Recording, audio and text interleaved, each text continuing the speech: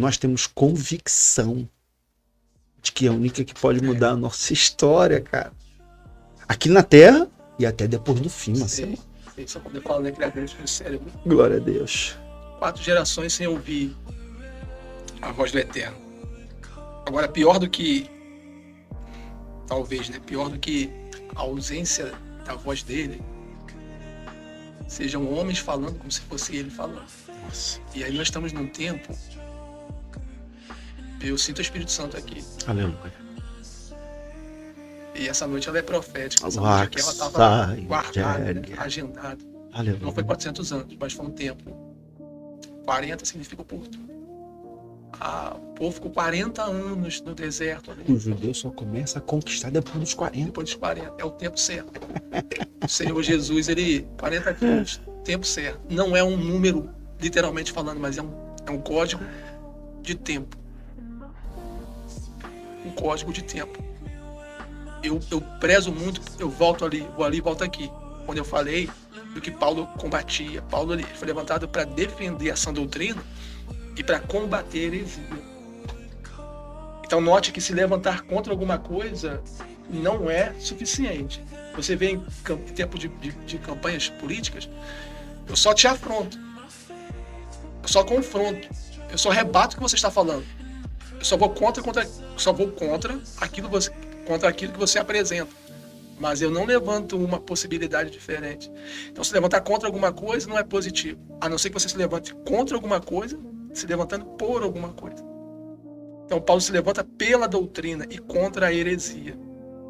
E o Senhor diz que a heresia é como fermento. Ele compara tanto a sã doutrina dele, né, a mensagem, como fermento, e a sã doutrina, a heresia como fermento. Ele acautelai-vos contra o fermento dos fariseus. Porque um pouco dela acaba com toda a massa. E a massa é o ser do ser humano.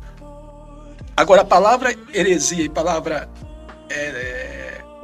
evangelho, a palavra evangelho é uma palavra grega para boas novas. E nós estamos anunciando hoje as boas novas. Glória a Deus. Agora, a palavra heresia é uma palavra grega para novas notícias.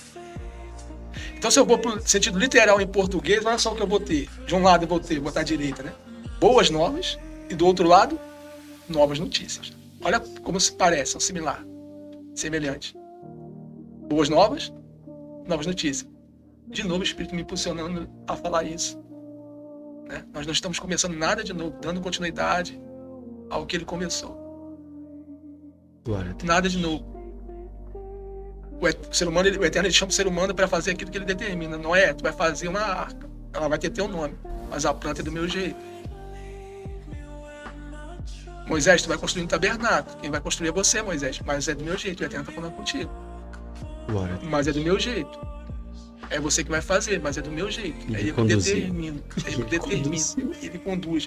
Então, note, boas novas, novas notícias. Agora, a gente está ouvindo boas novas ou novas notícias? Porque novas notícias é heresia.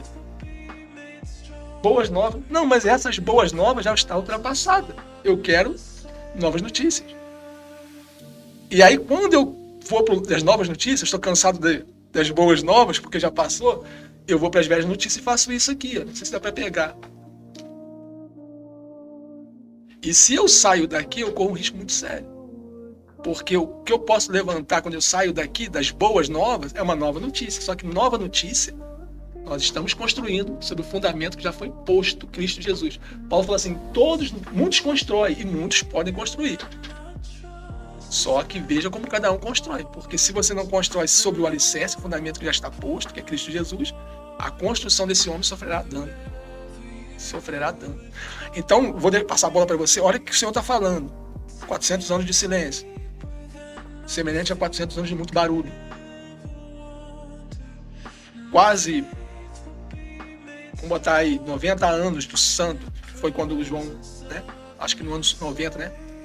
Que João partiu. Então vamos botar 90 anos das boas novas. Depois daí começou a ser introduzido novas notícias. Nova notícia é heresia. Doutrina de homens, irmão. Se eu saio daqui, se eu saio das boas novas, eu vou para a doutrina de homens. Aí eu posso tudo. Doutrina de homens, a gente fala dos dogmas, né? Paulo ainda pega pesado. Tem doutrinas que é de homem, mas tem doutrinas de demônios. Lucas escrevendo no capítulo 19, versículo em diante, ele falando sobre Zaqueu. Quando a gente fala de Zaqueu, o significado de Zaqueu é puro. Puro. Então, Zaqueu estava infiltrado no Império Romano. Hoje, se a gente for olhar a profissão de Zaqueu, ele era da Receita. Ele era da Receita. E todos que trabalhavam, a Bíblia diz que ele tinha homens ao seu poder. Então, ele era chefe maioral, pegavam as meia dúzia, então 12, 6, 7, fala assim, vai lá no Marcelo, te peguei, tem que pagar tanto do terreno dele. Vai lá no Michel, te peguei, tem que pagar da água. Diz lá no nosso amigo ali que ele tem que pagar o gás. Então, sempre estão devendo a eles. Só que Zaqueu, ele já tá falando, ele já tá vendo, ele tá ouvindo já o falatório de Jesus, cara. Jesus vai a Jerusalém, mas em Jericó ele para. E Jericó é uma cidade turística, adornada por palmeiras, é uma cidade cantadora, e a Bíblia diz que Jesus agora para falar com uma pessoa, Zaqueu. Tinha um povo em Jericó, cara. Tinha uma multidão com Jesus seguindo ele, até Jerusalém. Olha só do que nós estamos falando. Jesus indo a Jerusalém, para em Jericó, com uma multidão, e existia pessoas dentro de Jericó. É uma cidade, pô, turística. Ele vai falar só com Zaqueu. Desce, que hoje a salvação chega para tua casa. Desce depressa. Aí a multidão, ué, quem é ele? Porque publicando, já sabia quem era. Aí eu tava tentando entender, como você falou, dente no cérebro. Cara, Zaqueu era completamente uma pessoa isolada. Porque eles eram mal vistos. Por causa de uma profissão que tirava danos de outra pessoa. Você vê que a salvação chegou tanto na casa de Zaqueu, porque no capítulo 18, pega essa visão, você que está me ouvindo aí, pega, escuta, no capítulo 18, Jesus indo para Jericó, ele encontra com o jovem rico. O que Jesus fala para o jovem rico? Larga todos os teus bens e me segue. No capítulo 19, aleluia, Zaqueu larga todo o seu bem e fala assim, ó, a quem eu defraudei, eu quero devolver. O rico não quis largar seu bem para seguir Jesus. Zaqueu, no capítulo 19, além de eu largar, eu vou devolver. Para seguir, porque chegou salvação. Não era sobre valores, cara. Não era sobre coisas. Era sobre a paz que excede todo o entendimento. Jesus falou assim, ó, eu deixo uma paz que o mundo não pode dar, meu amigão. Eu deixo a minha paz que Bauaxa. De repente alguém tá nos ouvindo agora, cara. Não consegue dormir, irmão. Às vezes tem um cargo, às vezes, Deus deu uma promessa, ele alcançou. Às vezes o cara é concursado, ou um homem de lei, que pode usar a lei, né? Um homem bem sucedido, mas quando deita na cama não tem essa paz que eu quero apresentar, que nós queremos apresentar, que ela é vinda por Jesus. E Jesus ainda fala assim, ó, eu vou pro Pai, mas deixa o Espírito Santo para consolar. Ninguém tá órfão. Ninguém tá órfão, cara.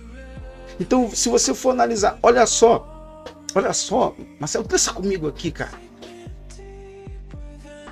Zaqueu falando assim, cara, eu não vou pertencer mais à Receita, não. Cara, esses homens que eu mando e desmando, não vou servir eles mais, não. Eu vou ter que largar. Por causa de uma pessoa que trouxe salvação para minha casa. Todo o posicionamento de Zaqueu, cara, ficou para trás. Encontrou o quê? Salvação. Tudo o seu conhecimento de profissão, de profissional, cara, não era mais interessante, Marcelo, do que seguir seguir Jesus. Cara, a gente tá falando aqui de Jesus, salvação. De repente alguém agora quer tirar sua própria vida para tentar resolver o problema. Tirar a vida não resolve. De repente alguém aqui está nos ouvindo, cara, para tomar decisões que não foi consultada ainda a Jesus. Senhor, eu quero entregar a minha vida ao Senhor, para que o Senhor decida, me orienta, me instrui, me conduza, abre a minha mente. E a gente só consegue visualizar todo esse contexto tendo paz e com salvação da alma. E se você pega isso aí?